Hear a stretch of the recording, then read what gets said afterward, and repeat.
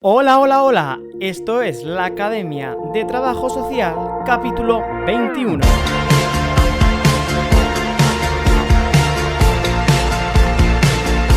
Bienvenidos, bienvenidas a la segunda temporada de la Academia de Trabajo Social. Qué ganas tenía de volver a ponerme delante del micrófono para seguir hablando de trabajo social y sobre todo de sus profesionales. Antes de nada, espero que hayáis disfrutado de este verano un poco raro, atípico, y que hayáis recargado las pilas, porque yo sí que lo he hecho y tengo un montón de temas preparados para traer al podcast, a este espacio, a esta academia, donde nos gusta hablar del trabajo social en toda su amplitud. Y hoy, para comenzar esta segunda temporada, lo quiero hacer de una manera especial. ¿Y cómo? Desvelando algo de lo cual podemos decir que hemos estado, no sé si la palabra es engañados, pero sí que por lo menos hemos estado equivocados. Porque atención, si yo te digo que cierres los ojos y que te imagines a Mary Richmond, ¿tienes esa imagen? Pues bien, bórrala de tu mente porque ella no es la verdadera. Hoy vamos a descubrir quién es la verdadera. Pero esto va a ser dentro de unos momentitos, en unos segundos, porque antes recordarte que puedes seguirme en redes sociales, en todas, pero sobre todo donde más publico y donde te escucho siempre al 100% es a través de mi Instagram, @VictorNietoTS. Ya sabes que te animo siempre a que compartas el contenido de este podcast en tus redes sociales, para que así lleguemos a más personas, que demos a conocer más la profesión y sobre todo también conocer a otros compañeros, porque al final también parte de nuestro trabajo es trabajar en red. Como te decía, en unos instantes va a estar con nosotros Óscar Cebolla Bueno. Él no es trabajador social, pero sabe mucho de trabajo social. Es más, él ha sido uno de los descubridores de esta noticia. Vamos a hablar con él sobre la Mary Richmond, la verdadera, sobre todo la que es de verdad, no la guapa, la otra también más guapa.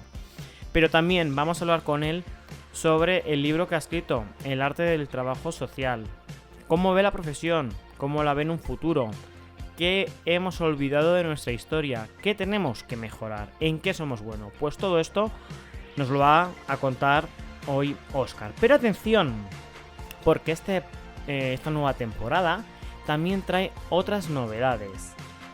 Vamos a hacer una nueva sección al final del podcast que se va a llamar Buscando Trabajo Social. Va a ser una pequeña ventanita para aquellos y aquellas profesionales del trabajo social que quieran darse a conocer.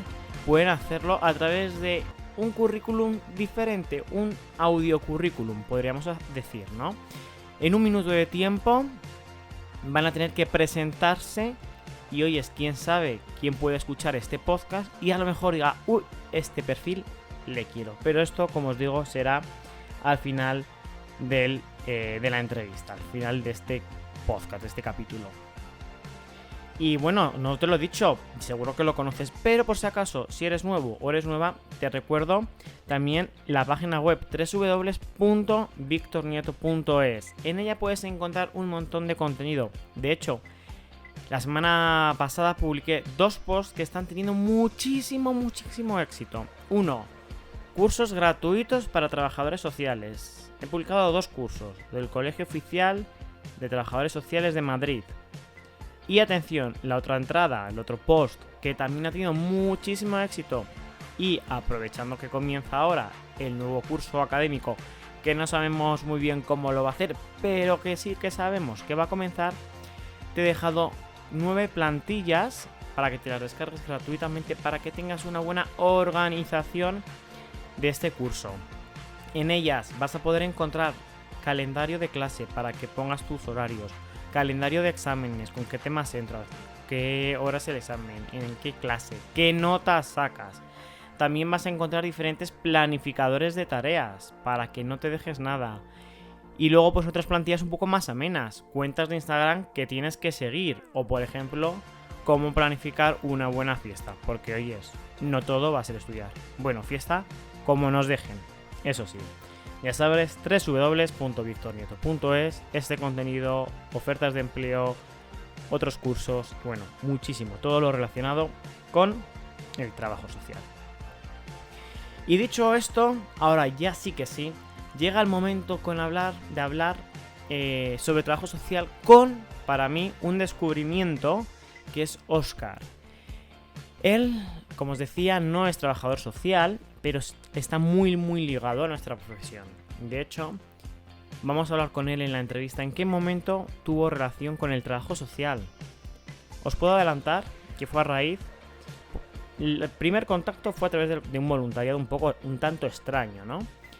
Pero la parte importante es cuando su madre acude a servicios sociales junto a él y junto a su hermana por una enfermedad. Y es aquí donde comienza toda esa relación suya con el trabajo social y que ha dado para hablar del libro que vamos a ir poquito a poco desgranando, eso sí, sin hacer spoiler, porque el objetivo, que os lo compráis, os lo tenéis que comprar súper económico, de lectura obligada. Así que dicho esto, arrancamos.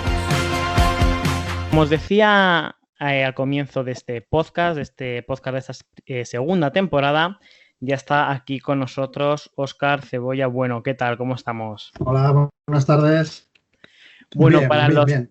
Agradecido. pocos que no te conozcan, Óscar, preséntate así muy brevemente quién eres, a qué te dedicas. Bueno, pues soy Óscar Cebolla Bueno, soy como autor o ilustrador, esta es mi tercera obra y bueno, también como artista llevo bastantes exposiciones y bueno, por ahí está todo en redes y trabajo como coordinador de la revista Servicios Sociales y Políticas Sociales en el Consejo desde hace, pues creo que 13 o 14 años. ¿Tú no eres trabajador social o No, no sí? soy trabajador social, lo cuento en el libro. Soy licenciado en Derecho y soy trabajador social por, bueno, pues, tampoco quiero despiazarlo mucho, pero un poco por admiración, ¿no? El trabajo social fue un poco el que cambió en mi vida. Para los que nos están escuchando, Óscar ha escrito su último libro, El arte del trabajo social, donde, bueno, aparte de la parte del texto que suelen tener todos los libros, hay una parte muy importante que es la iconografía. Si alguien todavía no lo ha leído, que creo que es poca gente, porque la verdad es que has tenido muchísimo éxito este verano, Óscar, ¿dónde pueden encontrar el libro que vamos a ir desgranando poquito a poco en esta Sí, entrevista? pues mira, la página de Robledillo, de alejandrorobledillo.com, ahí lo tienen y pueden adquirirlo. Además que, como ya sabes, Alejandro hace un montón de lotes y de cosas, así que es fácil pillarlo. Y de momento es, más en esta época que nos ha tocado de coronavirus, es la única manera. Luego ya pues iremos mirando librerías amigas, etcétera, pero de momento solo online. Pues ya sabéis, todos aquellos que O queráis. bueno, Sí, o que nos escriban a mí y a Alejandro y que nos lo pidan directamente y ya lo tramitamos. efectivamente. Además, mucha gente me ha preguntado si hacéis venta pues también fuera de España. Cualquier duda, ya sabéis, Sí, o a Óscar o con a Alejandro. Alejandro, exactamente. Vamos a ver, tú en el libro, Óscar, hablas del trabajo social, eh, hablas de cómo empezaste o qué relación tuviste con el trabajo social que hablaremos después, pero actualmente, ¿cómo ves tú esta profesión? Bueno, es una pregunta, a ver, yo desde mi experiencia, que tampoco es que sea nadie, pero sí que llevo unos cuantos años tratando con grandísimos profesionales y además un poco desde la revista siempre he tenido la suerte y del consejo, ¿no? De tratar con grandes profesionales en todos los ámbitos. Y es verdad que cuando te reúnes y cuando hablas y los grupos y los talleres y los cursos que se dan, mm, por lo menos desde la experiencia que he tenido yo, siempre te da esa sensación de derrotismo. Y vais un poco ahí como está todo fatal, ahora esto, ahora lo otro, ahora no tenemos tiempo, los papeles, la burocratización, la tal. Pero yo creo que una de las cosas además que más me sorprende a mí de las trabajadoras y los trabajadores sociales es que en los tiempos más difíciles es cuando más presentes estáis. Eso es raro, ¿no? Porque bueno, muchas veces le he oído a diferentes profesionales que el mejor recurso principalmente del trabajo social es la propia trabajadora social. Sí, totalmente de acuerdo. De hecho, hace poco me escribían en Instagram que era lo que más odiaba, entre comillas, ¿no? de la profesión y venía a decir esto, es decir, ese negativismo, ese derrotismo, ese queja por la queja. Entiendo que Mm. muchas veces las cosas están como están, que podrían estar mejor, por supuesto, pero tenemos que también ser los propios y las propias profesionales los que propongamos, rememos a favor, porque al final yo creo que es la única manera de cambiar. De hecho, hay una parte en el libro, Oscar, que dices o haces la reflexión si los y las trabajadoras sociales somos agentes de cambio o somos máquinas de prestaciones sociales. Ahora con el tema del COVID, ¿hacia dónde va la balanza? Sí, a ver, esa reflexión además es algo que se ha dado, yo creo que desde siempre, ¿no? Que a veces parece que las trabajadoras sociales lo que se dedican es a dispensar prestaciones y yo creo que nada más lejos de la realidad, ¿no? Yo creo ahí hace una reflexión también Sara Vance de profesionales defensivos y profesionales reflexivos.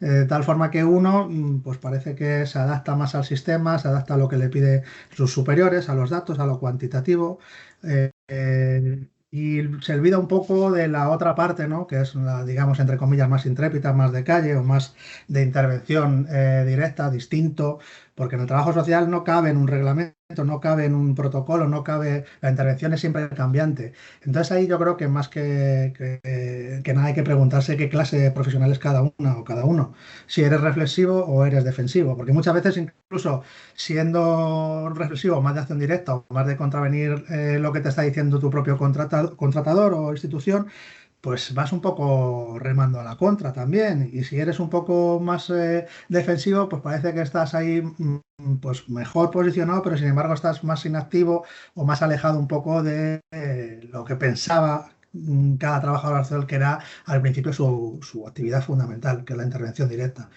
Entonces yo creo que esa es la pregunta, ¿no? ¿Qué tipo de profesional eres tú?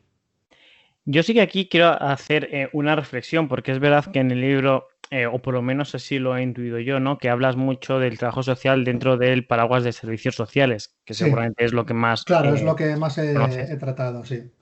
Pero sí que es verdad que a toda la gente que escucha este podcast y que ya lo escuchó la temporada anterior, sí que quiero dejar bien claro que el trabajo social somos mucho más que los servicios sociales y que es en esa otra parte donde no está, donde no hay una institución, donde no hay una jerarquía, por así decirlo, tan estable que pueda ser en el ejercicio libre, ¿no? Claro, O ahí es emprendedor, donde, que tenemos que cambiar esa, que es ahí realmente donde también podemos cambiar esa imagen, ¿no? Y sí, ser donde esos tenéis más agentes de margen cambio. además, yo creo, de intervención, porque al final prima un poco lo propio, ¿no? Prima un poco la intuición, prima un poco la propia creatividad. Entonces, yo creo que hay más margen.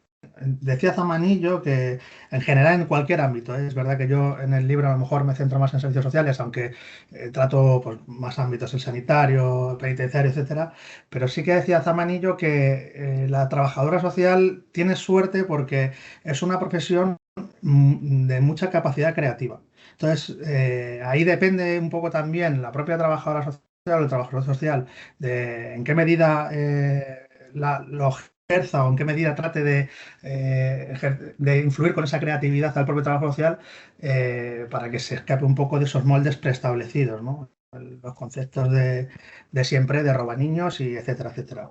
De asistenta, vamos.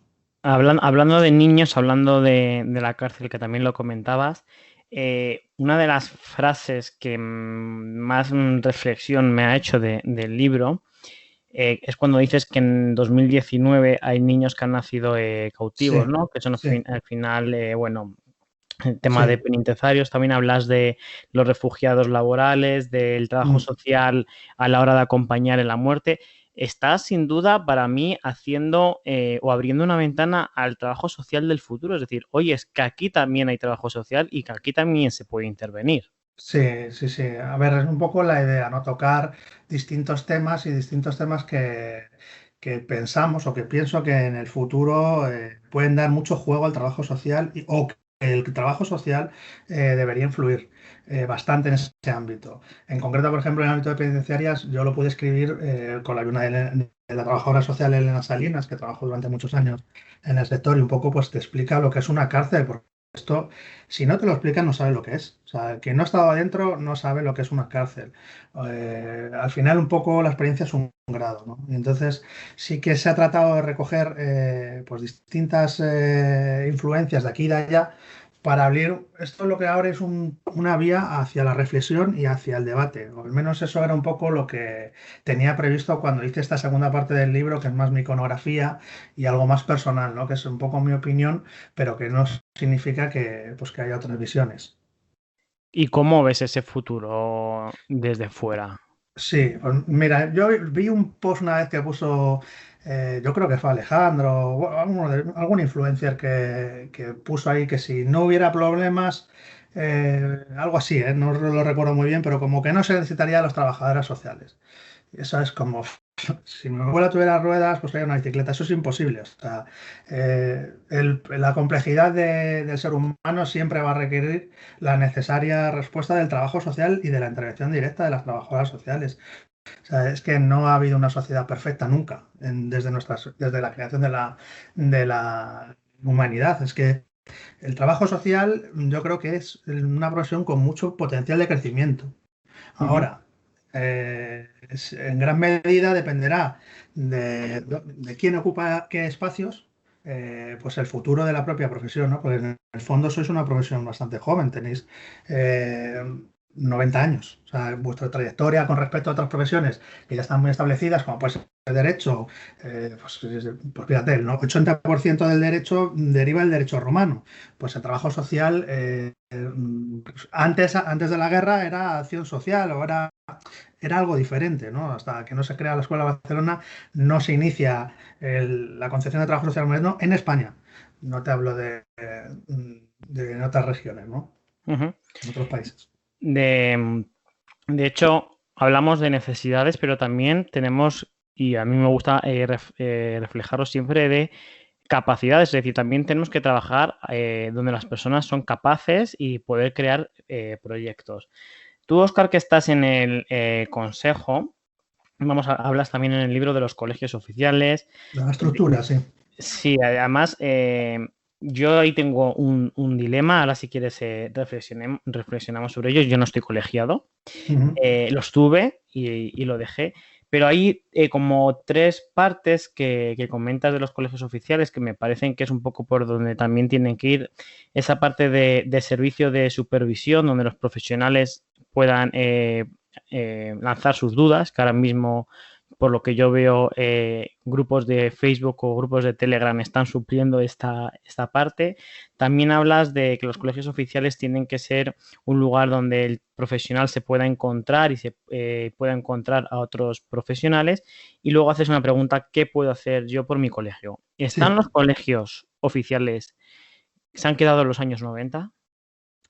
A ver, yo creo que, bueno, primero de todo, yo soy pro estructura. De hecho, si cuando uno analiza un poco la historia de la profesión, ve que los avances que se han conseguido, la incidencia política, ha sido gracias un poco al empuje de la estructura y de la unidad que ha habido.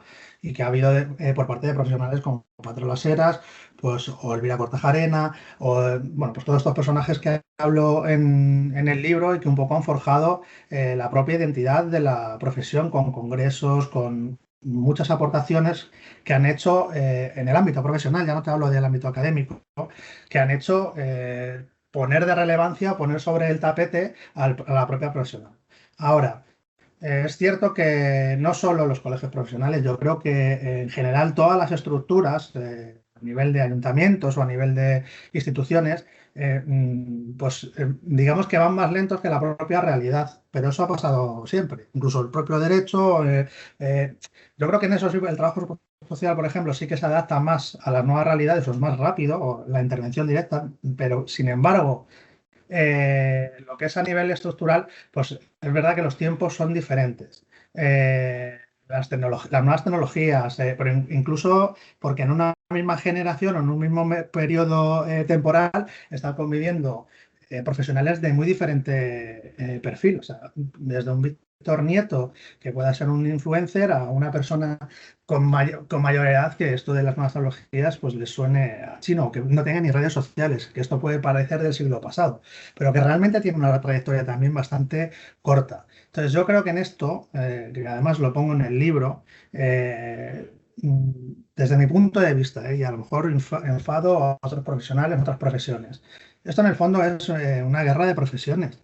Y en el fondo, la pervivencia de la propia profesión depende de dónde se sitúe, de dónde se potencie el propio trabajo social y los profesionales. Y yo en esto soy partidario siempre de la unión. La unión hace la fuerza y yo creo que la estructura colegial es el punto de encuentro o debe ser el punto de encuentro con todos sus fallos o con todos sus aciertos para que los profesionales y las profesionales se unan ahí, hablen, debatan y reflexionen. O sea, es como una casa del pueblo, pues debe ser eso, o sea, un punto de reflexión, más que un catálogo de servicios de, pues, ¿qué me das si me colegio o qué me das? ¿Sabes lo que te digo? En el Ujú. fondo es, ¿qué puedes aportar? Yo creo que, por ejemplo, un perfil como el tuyo, pues puede aportar mucho a nivel colectivo, a nivel profesional, pero claro, eso requiere una implicación, requiere también. Ahora mismo la mayoría de la estructura colegial es voluntario, o sea, son gente que está dedicando su propio tiempo de forma gratuita a la realización de esa actividad profesional. Entonces, yo creo que es verdad que a lo mejor hay que dar una vuelta, yo no soy quien para decir una cosa o la otra, pero sí que es verdad que creo que es necesario esa unión por parte de los profesionales de cara a la propia pervivencia de la profesión.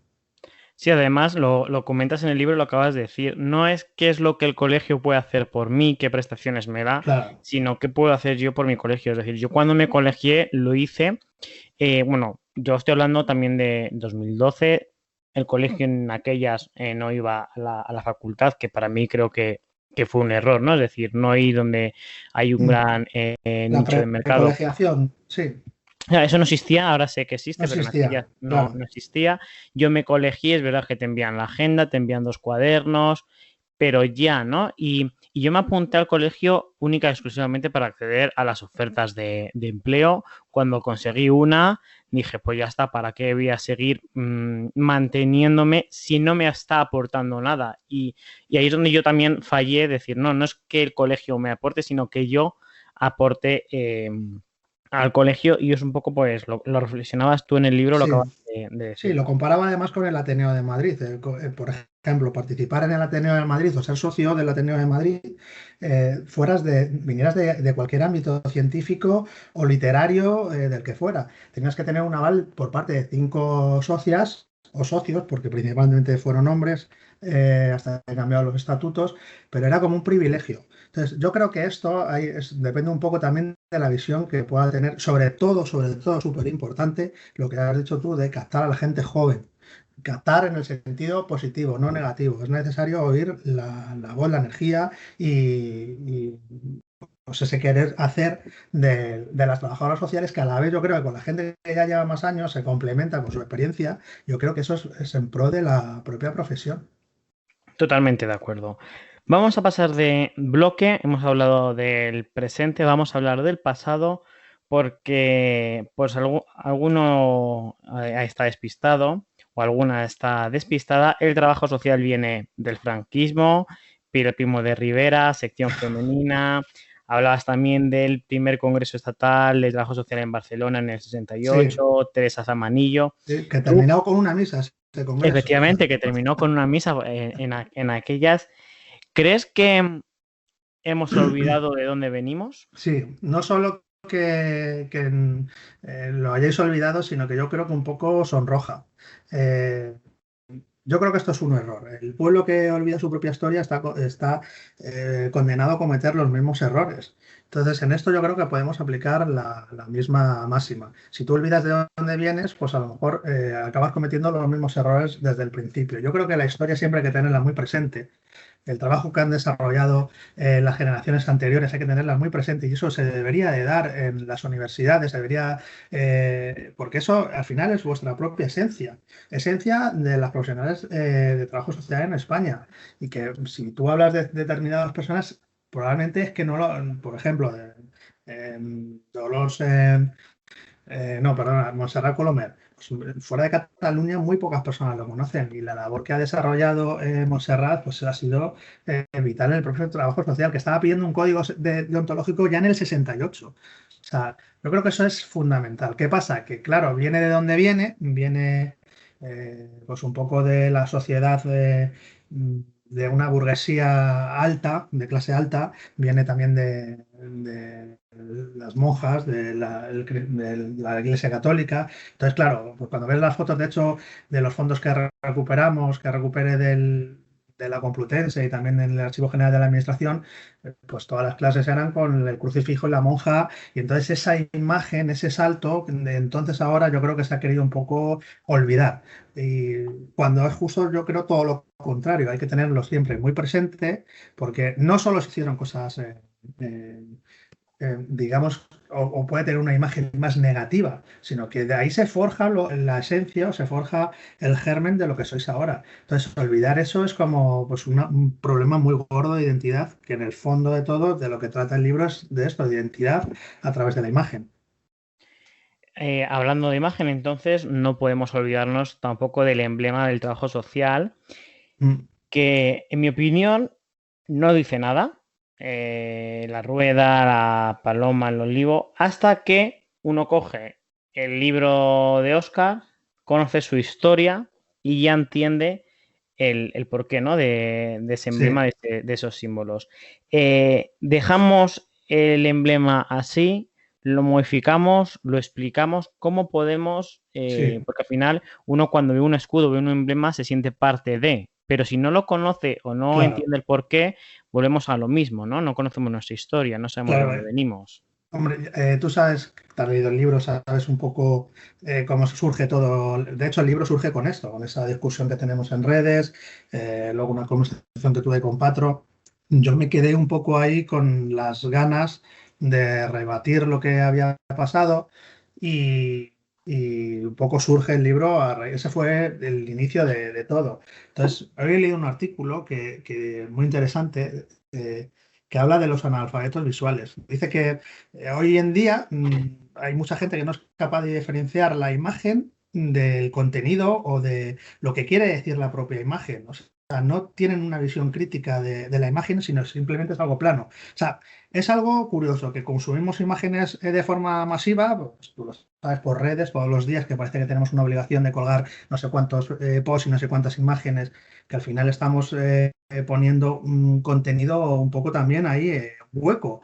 Y sin embargo, no sabemos aprender a leer o a interpretar lo que quería decir, por ejemplo, algo tan importante como es el emblema de la profesión. Y eso es una parte de la educación artística que lamentablemente, pues como hablábamos al principio, siempre pues, la profesión ha tenido a la imagen siempre en un lugar residual, ¿no? Es algo anecdótico o colorista.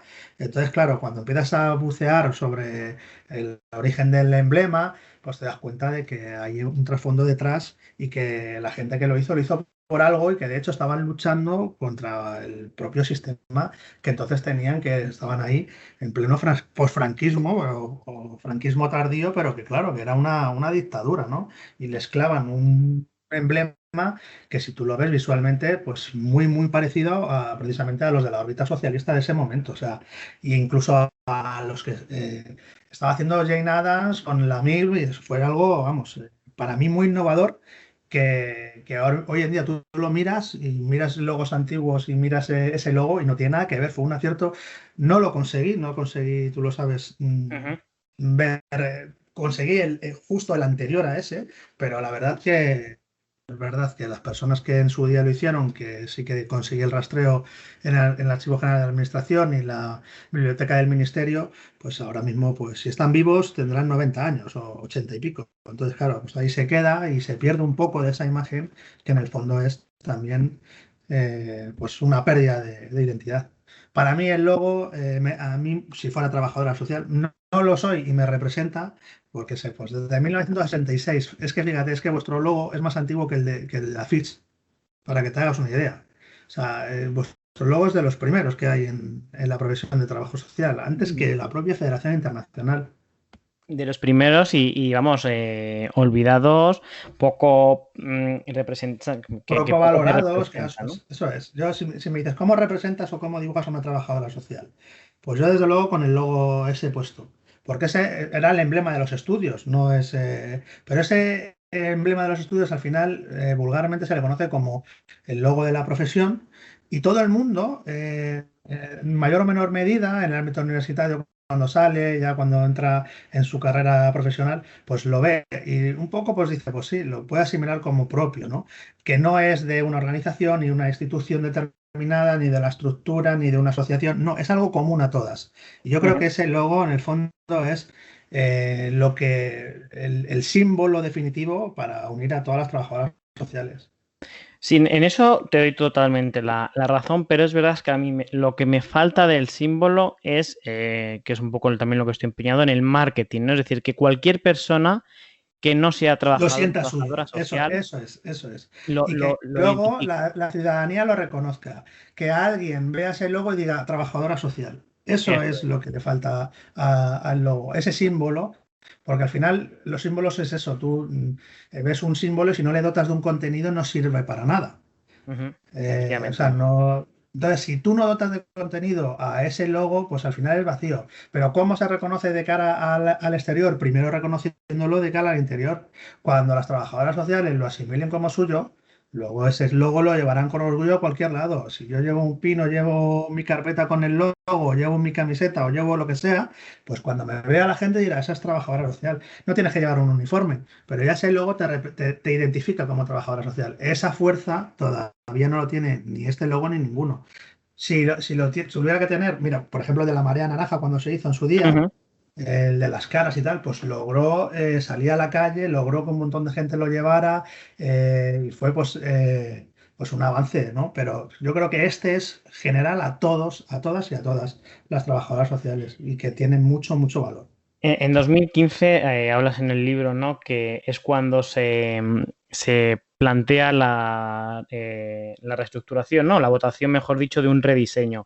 Yo creo que ahora la misión que tiene el Consejo es plantearse lo que estás diciendo. Uno, ¿cómo hacemos que los profesionales y las profesionales del trabajo social sientan suyo este logo? Y la parte número dos, ¿cómo hacemos que la sociedad lo identifique?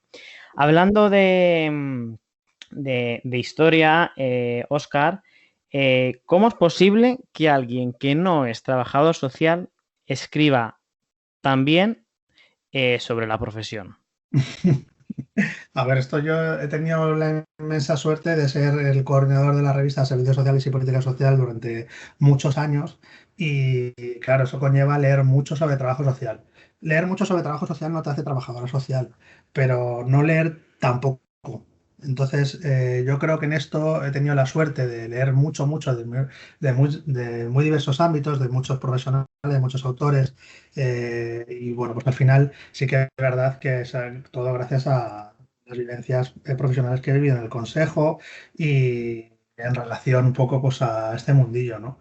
Del cual me enamoro un poco, lo cuento en el libro, porque este libro en el fondo es una deuda de gratitud hacia la profesión, hacia todo lo que me ha dado y que realmente pues yo soy reflejo de que el trabajo social efectivamente te cambia la vida, sois agentes de cambio. De hecho, tu relación con el trabajo social empieza de una manera pues voluntaria, ¿no? Hay que ir a ordenar Sí. expedientes, pero realmente entendiste lo que es la profesión con la enfermedad de tu madre. ¿Qué recuerdas de aquello? Sí, pues a ver, esto viéndolo en perspectiva ahora, después de tantísimo tiempo, pues fue en un primer momento cuando yo trabajaba en el ayuntamiento, en el municipio, en Mejora del Campo, y teníamos un proyecto de investigación de rehabilitación del archivo municipal. Entonces nosotros estábamos ahí con toda la documentación que había tenido el municipio, que tenía desde el 1600, o sea, había legajos, había documentos increíbles. Pero un día fui a la comunidad de servicios sociales, porque teníamos que hacer un poco una visión de todo el material que teníamos que ir catalogando. Y bueno, pues me sorprendió un poco el mundillo y al año siguiente, cuando empezamos el segundo curso, digamos, de rehabilitación, nos pidieron que uno de nosotros fuéramos a servicios sociales. Entonces, un poco, yo no tenía ni idea de qué eran los servicios sociales, pero sí que tenía una situación en mi casa bastante complicada con mi madre, tenía una enfermedad mental, teníamos una situación pues muy compleja que, bueno, un poco lo cuento en el libro. Y empecé ahí pues un poco a ver también qué podíamos hacer con mi madre, y ya pues comentándolo allí pues pedí cita a mi trabajadora social, por zona me correspondía una UTS y fue la que llevó a mi madre. Entonces yo ahí cuando entramos y tratamos por primera vez, en este caso fue Maite, y pues fue la que nos gestionó todo el tema de primero un centro de día, porque se crea justo también en ese periodo la ley de dependencia que nos reconocía un derecho subjetivo y universal, pero a la vez no había ese recurso. O sea, mi madre tenía derecho a un centro de día de salud mental especializado y en la Comunidad de Madrid no existía ninguno. Entonces era como, por un lado te lo reconozco, pero por otro lado no existe. Entonces, bueno, rollos aparte, un poco fue la que tramitó toda esa evolución con mi madre y yo ahí entendí verdaderamente lo que hacía una profesional como usuario. Fue, o sea, hasta que no lo vives desde dentro y ves cómo tratan a la persona, cómo ayudan a la familia, al entorno, la situación tan difícil que teníamos, a nosotros nos cambió la vida. O sea, mi trabajadora social nos cambió la vida, no solo a mí, sino a mi familia, y a raíz de eso, pues viene este agradecimiento pues imperecedero a la profesión. ¿Cómo es ese momento? Haces de hecho referencia en el libro de ir perdiendo a un familiar por algo como la salud mental, ¿no? Es decir, cómo las vecinas van hablando, cómo incluso tú a veces también haces comentarios que no están Sí, bien te das encaminados, ¿no? cuenta que un profesional al final siempre trata a la persona no como un enfermo, sino como otra persona. Entonces, esa máxima del trabajo social siempre al lado de las personas, nunca se olvida de que al final es una persona, da lo mismo que sea una persona sin hogar, que sea un reo, que sea una enferma mental, que sea el que sea un inmigrante, que sea, da lo mismo. Al final el trabajo social siempre mira de cara y mira a la persona, no hay prejuicios. O sea, es algo tan grande en vuestra profesión que verdaderamente pues te hace un poco... A mí me da envidia, ¿eh? O sea, yo no podría ser trabajadora social, siempre lo he dicho, hay que valer y a mí viendo vuestra labor, la verdad es una profesión muy bonita. De hecho, en el libro hablas de enfermedad, de soledad, de la muerte, incluso de esa desesperación porque no entendías lo que le pasaba a tu madre. De hecho, lo comentabas hace unos segundos. Maite, tu trabajadora social. ¿Qué fue para ti en aquel momento y qué es Maite si sigues teniendo relación con ella? Sí, justo es que luego Maite, pues al cabo de 2 años o tres, cambió se fue a Valladolid. Y fíjate lo que es la vida. El libro empieza con mi madre. Mm, Comienzo a hacerlo el año pasado, durante todo el año la investigación, los dibujos, etcétera. Y cuando estamos a punto de publicarlo, pues nos pasa todo el rollo este del coronavirus. De hecho, mi madre fallece en una residencia a causa del coronavirus. Bueno, un horror. Y justo sale a la luz en este momento, ¿no? Y en este momento además es cuando vuelvo a tener contacto después de muchísimos años con mi trabajadora social, con Maite, eh, a través del libro, ¿no? Le mando el libro, le mando su retrato, que ya sale también en el libro, Ujú. y vuelvo a tener contacto, pues hablando un poco del pasado, claro, esto es que ha pasado hace pues 20 años. Entonces, es curioso cómo la vida al final te va poniendo estas cosas que dices, fíjate. Si me lo dicen el año pasado es que no me lo llevo a creer, porque mi madre lleva una enfermedad de hace muchísimos años, ya una degeneración cognitiva y física muy importante y bueno, pues, un poco ha sido pues casualidades de la vida o el destino, quién sabe, no sé, no sabría decirte. O sea que al final el libro, aunque hablas de la profesión, pero también es un homenaje a tu madre, ¿no? Es decir, Sí, sí, o sea, es todo. Yo, cómo ha influido el trabajo social en mi vida es decir otra cosa. Por eso es este libro, ¿eh? Yo el otro día lo decía, ¿cuántos artistas conocéis que hablen de trabajo social? Pues yo no muchos. Las respuestas que me dieron en redes tampoco. Es porque tienes que vivirlo. Entonces esto, como lo he vivido en primera persona, pues al final te enamoras un poco. Y esto es un poco todo un reflejo no solo del trabajo social, sino de mi propia vida. de hecho, cualquier persona puede acudir a un trabajador social. No hablo solo de servicios sociales, sino que al final estamos para ayudar en cualquier ámbito e incluso desde la parte del emprendimiento a las propias empresas. Así que vamos a intentar quitar ese estigma del trabajo social que tú en el libro El arte del trabajo social lo haces muy bien. Muchas Y gracias. leyendo el libro, Óscar, me surge la siguiente reflexión. ¿Cómo una profesión no somos capaces de conocer a nuestra verdadera fundadora? ¿En qué momento tú te diste cuenta que la Mary Redmond que todos conocemos no era la verdadera? Sí, a ver, esto surge cuando en el congreso creo que fue en el de Málaga, eh, yo hice una alfombrilla que hice el dibujo, ¿vale? De la alfombrilla, eran las Cuatro Fantásticas, de hecho sale en el Ujú. libro. Y Sí. yo ahí viendo, yo puse en ese a Irene Seller, a Concepción Arenal, a Jane Addams y a Mary Rismond un poco como mis referentes, que evidentemente pues, cada uno pondría las suyas. Pero yo al ver ahí a Mary Rismond, la imagen de Mary Rismond, la guapa, la que sale en el libro, yo no me cuadraba nada. Era un grabado, los vestidos eran más propios de lo que el viento se llevó del siglo XIX que del siglo XX, que es cuando muere Mary Rismond. Y era como que no me cuadraba nada con las otras fotos además que circulaban y yo ya lo dije, pero bueno, al final acabo utilizando, pero luego seguí un poco indagando, porque al final eso es lo que pasa, que muchas veces nos fijamos o damos por hecho de que lo que sale en Google es la Biblia o es palabra de Dios, hablando así en términos más estrictos, pero es que no tiene nada que ver. Todo lo que hay en Google, el 90% de estas imágenes de Mary Rimmon son falsas. De hecho, el otro día en uno de los grupos de trabajo social, alguien publicó, hoy es el día de Mary Rimmon, no sé cuántos años de su nacimiento y de diagnóstico social, y ponía 5 imágenes de Mary Rimmon y todas eran falsas. Y además que cada uno se veía que eran de épocas diferentes, porque una llevaba gafas, la otra tenía los pelos así a los años 60, la otra sea, y ninguna era Meryl Streep, ni era, pero ¿cómo es posible que haya esta desidia por parte de la imagen? Entonces, la imagen es visto en un lenguaje, es una forma de lenguaje. De hecho, yo esta mañana, por ejemplo, estaba con mi hijo pequeño que tiene un año y está dibujando y te está diciendo un guagua. Antes de escribir y antes de hablar bien, ya nosotros utilizamos este tipo de lenguaje a través de la imagen. Ahora, una cosa es la imagen y otra es lo que comunica la propia imagen, porque si al final creamos el culto a la imagen por la imagen sin ningún contenido, estamos en el plano del postureo.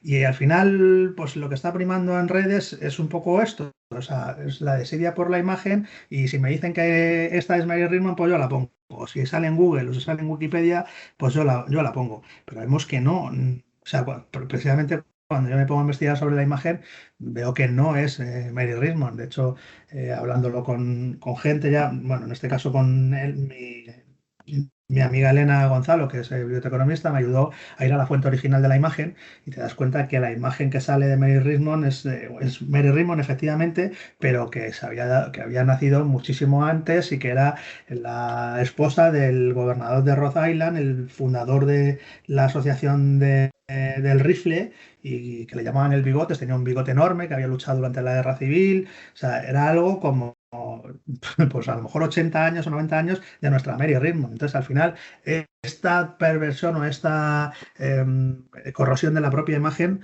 es un poco lo mismo que estamos hablando al principio, es pérdida de identidad. ¿Cómo es posible que el trabajo social pierda la identidad de su trabajadora social, una de las madres del trabajo social, o de su propio emblema, o de su propia historia con las trabajadoras sociales, las asistentes sociales? Al final es una desidia por la imagen.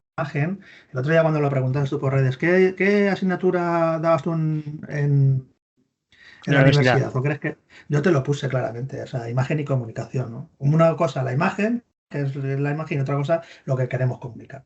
Y en este caso, pues, tú fíjate, a Mary Rimmon guapa, que no es Mary Rimmon, y que luego cuando ves a Mary Rimmon de verdad dices, pues si es que esa está más maja.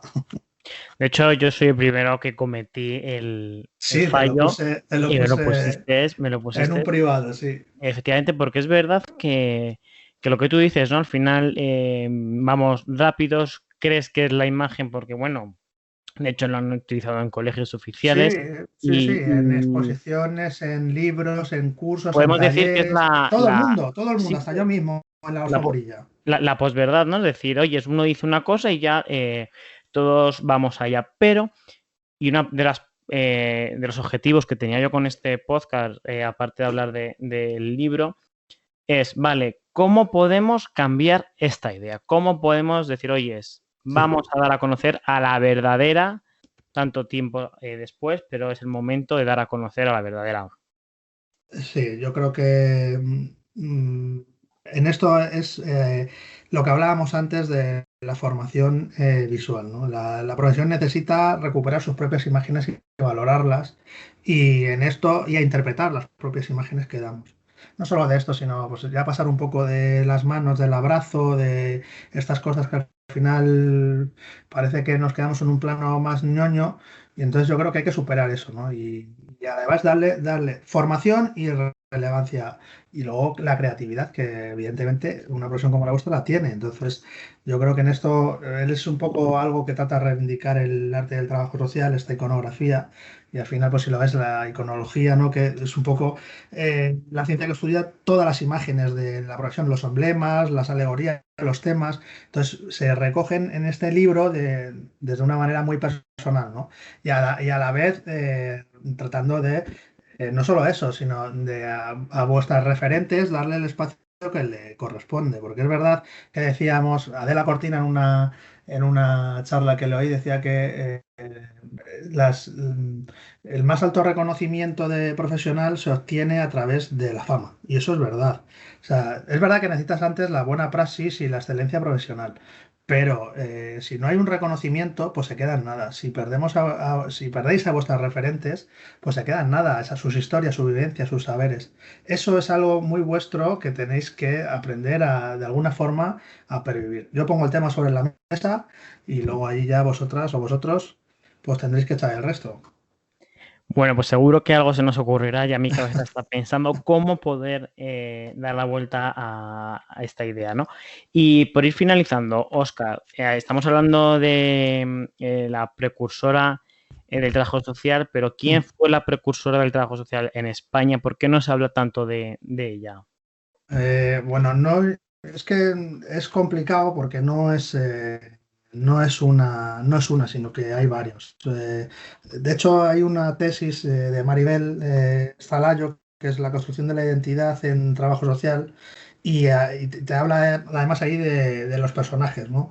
Entonces, yo en Las Cuatro Fantásticas pongo varios ejemplos, pero sí es que es verdad que hay varias personas en distintos ámbitos en ese momento que se unen y que decían, pues la creadora del FEDAS, por ejemplo, Patro a mí me lo ha dicho muchas veces, y tú fíjate, Patro, el peso que tiene la profesión, pues que diga, joder, que esta persona no se conozca, es que es un déficit Ujú. ya te digo ahí a nivel de la propia academia, ¿eh? O sea, que la propia academia olvide a sus precursoras, pues es un fallo muy, muy gordo. Yo no sé qué estudiaréis en historia del trabajo social, pero es algo que no se debería de perder de vista nunca.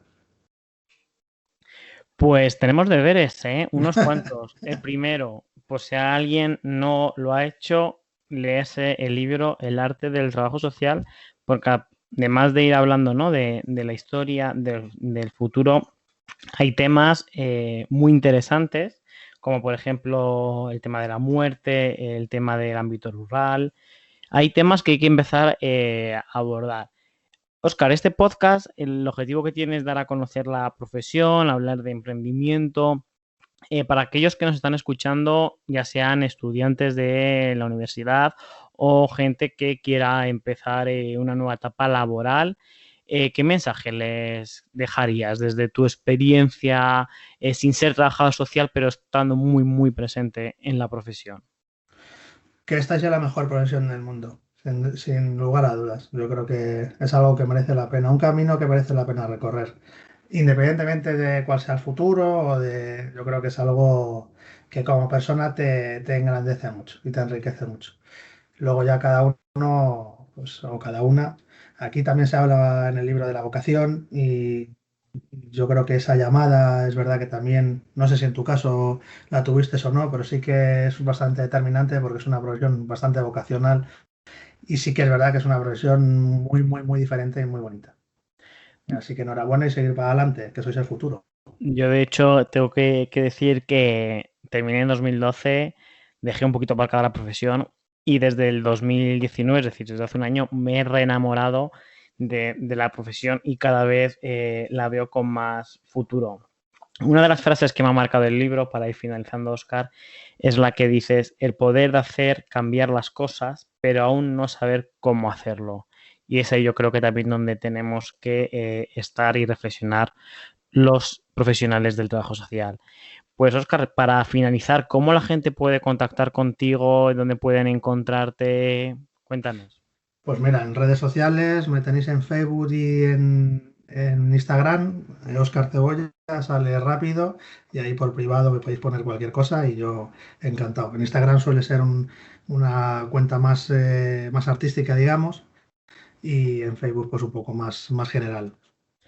Solo tengo que decir que hoy que estamos grabando la entrevista te faltan muy poquitos para los 1000 seguidores. Sí, Veremos a ver si los consigues y cumples ojalá, con alguno de los ojalá. retos. A ver si me toca hacer el karaoke o no. Muchísimas gracias, Gracias a ti, Víctor. Óscar, por haber dado, por hacernos reflexionar sobre quiénes somos y hacia dónde tenemos que ir. Seguramente que nos encontremos de manera presencial, porque bueno, al final los caminos se van uniendo, ¿no? Y tú lo decías con el Ojalá. libro. Fíjate, 20 años después de conocer a Maite, ahora vuelves a tener contacto con ella. Y muchas gracias por hacer que el trabajo social tenga ese arte. Muchísimas gracias, Víctor, por el espacio. Un saludo. Como te decía, Óscar, muchísimas gracias porque una vez más has dado una nueva visión del trabajo social y, oyes, qué mejor que alguien desde fuera que nos conoce, que no todo el mundo lo hace, nos dé sus opiniones, qué cosas tenemos que mejorar, en qué cosas debemos continuar como profesionales del trabajo social. Y nada, a seguir en contacto y a ver si nos podemos ver en persona. Dicho esto, llega el momento de la sección que os comentaba al principio del podcast, esta nueva sección, Buscando Trabajo Social. Os explico en qué consiste, muy sencillito. Aquellas personas que estéis en búsqueda activa de empleo, porque no estáis trabajando, porque lo estáis y queréis mejorar, abro una ventana. Me tenéis que enviar un audio, atención, de máximo 1 minuto, donde expliquéis quiénes sois, vuestras cualidades, qué es lo que mejor se os da hacer, vuestra experiencia, vuestra no experiencia, por qué queréis trabajar, por qué habéis decidido ser trabajadores o trabajadoras sociales. Y importante que digáis qué método de contacto. Yo siempre recomiendo que sea o a través de Instagram o a través de LinkedIn, ¿vale?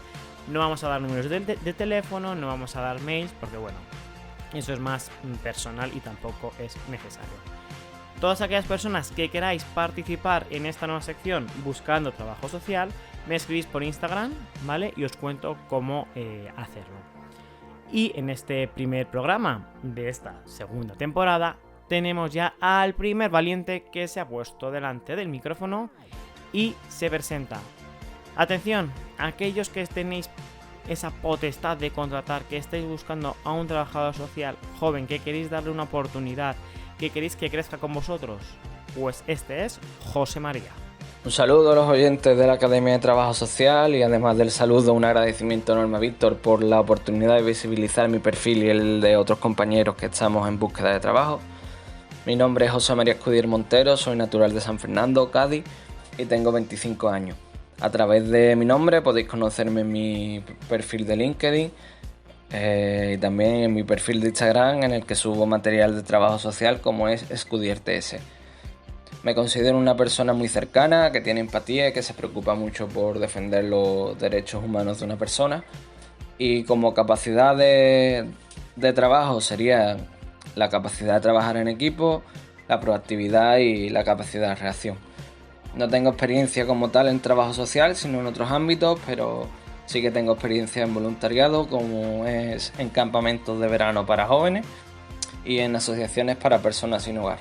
Un saludo y espero que les guste mi perfil y podamos conocernos en un futuro. Vamos a ver si tienes suerte, José María. Ya sabéis todos los que estéis dentro de ese círculo que él está buscando, poneros en contacto con él, porque entre todos tenemos que ayudarnos. Y bueno, es hora de ir terminando este primer programa de esta segunda temporada. Decirte, como siempre hago, que la mejor manera de aportar en este podcast, que ya sabes que no tenemos publicidad, que nadie me paga, que esto lo hago por amor a la profesión, pues puedes aportar. ¿Cómo puedes aportar? Muy fácil. Suscribiéndote, en Spotify, en iVoox o en iTunes Podcast, ¿de acuerdo? También si le das a like, 5 estrellas, te lo agradezco porque vas posicionando poco a poco el podcast y más gente le va apareciendo en las búsquedas. También una manera de ayudarme mucho es que difundas este podcast en tus redes sociales, ¿de acuerdo? También recordarte que me puedes encontrar en la web www.victornieto.es o en mi mail hola@victornieto.es. Y hasta aquí el podcast. Recuerda que publico los martes cada 15 días y que puedes escuchar el resto de podcasts desde la web o desde las principales plataformas. Y por último, sed muy felices, amantes del trabajo social.